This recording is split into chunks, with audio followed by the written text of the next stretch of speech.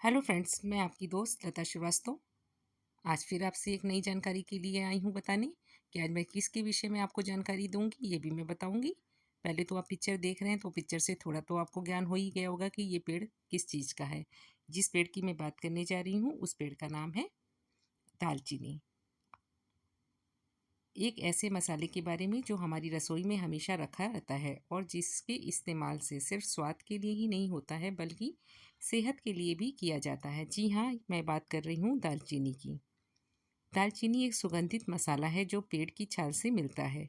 आयुर्वेद में इसकी बहुत गुणकारी माना गया है। आइए जानते हैं इसके फायदे, उपयोग और कुछ सावधानियाँ। ठीक है दोस्तों, चलिए शुरू करते हैं दालचीनी का परिचय। दालचीनी एक सदाबहार पेड़ की छाल होती है। इसका स्वाद हल्का मीठा और तीखा होता है। भारत, श्रीलंका, इंडोनेशिया में इसकी खेती होती है। आयुर्वेद में इसको टी वॉक कहा जाता है।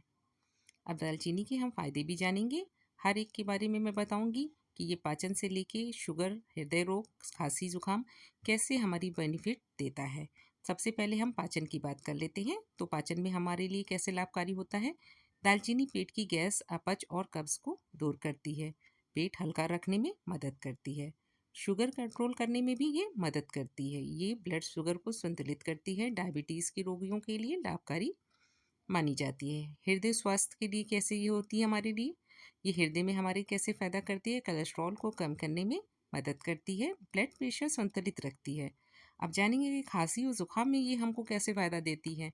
दालचीनी की चाय पीने से गले की खराश में, खांसी में आराम मिलता है। रोग प्रतिरोधक क्षमता भी हमारी बढ़ती है। वजन घटाने में कैसे सहायक होता है ये भी आज जान लेते हैं। वजन घटाने में बहुत तेज़ी से हमारा मेटाबॉलिज्म को ये बढ़ाता है, जिससे कि हमारा वेट लॉस बहुत तेज़ी से होने लगता है।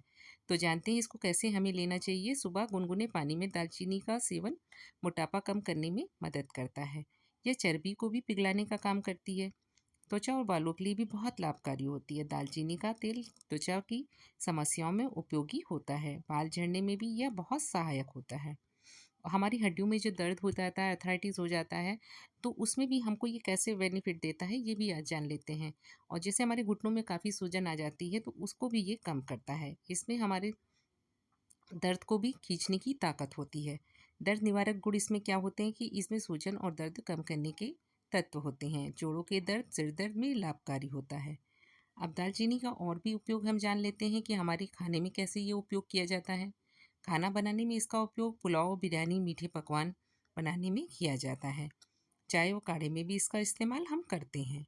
इसका जो तेल होता है, वो पाउडर होता है, वो ही मेन औषधि के रूप में हमारी दवाइयों में इस्तेमाल किया जाता है आयुर्वेद में। देखिए, ये सब तो हमने बेनिफिट्स यानी कैसे मिलता है, कैसे इसका इस्तेमाल होता है, कैसे हम अपनी दवाइयों में इस्तेमाल करते हैं। जब चीज़ें हमारी फ़ायदे की होती हैं, उसका फ़ायदे के साथ हमारा कुछ साइड इफ़ेक्ट भी होता है। और इस साइड इफ़ेक्ट्स को हमें कैसे जानना चाहिए कि हम इस चीज़ को कितनी क्वांटिटी में लें। और यदि हमें कोई दोस्तों, तो हमने आपको ये तो बता दिया। अब चलिए ये भी बता देते हैं हमें क्या सावधानियाँ रखनी चाहिए। गर्भवती महिलाएं ज़्यादा मात्रा में ना लें। ज़्यादा मात्रा में लेने से पेट में जलन हो सकती है। डायबिटीज़ या बीपी की दवा ले रहे हों तो लोगों को डॉक्टर की सलाह से इन सब चीज़ों को लेना चाहिए, क्योंकि ये भी बहुत गर्म भी होते हैं। तो इससे हमारा मेटाबॉलिज्म बढ़ जाएगा तो बीपी बढ़ सकता है, शुगर बढ़ सकती है। इसलिए थोड़ा सा सोच समझ के ही इन सब चीज़ों का इस्तेमाल करना चाहिए। तो दोस्तों, दालचीनी हमारे घर की रसोई का साधारण मसाला नहीं है बल्कि आयुर्वेद का खजाना है।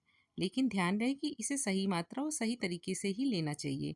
उम्मीद है कि आपको ये जानकारी पसंद आई होगी। अगर वीडियो अच्छा लगे तो चैनल को सब्सक्राइब ज़रूर करिएगा और चैनल को लाइक करिएगा, और जिसको इसकी जानकारी ना हो उस तक उस वीडियो को शेयर भी कर दीजिएगा दोस्तों। फिर मिलेंगे अगले वीडियो में कई एक नई जानकारी के साथ, और देखेंगे कि हम आपको और दूसरी कौन सी ऐसी अच्छी जानकारी दे दें जो उससे आपकी हेल्थ अच्छी रहे।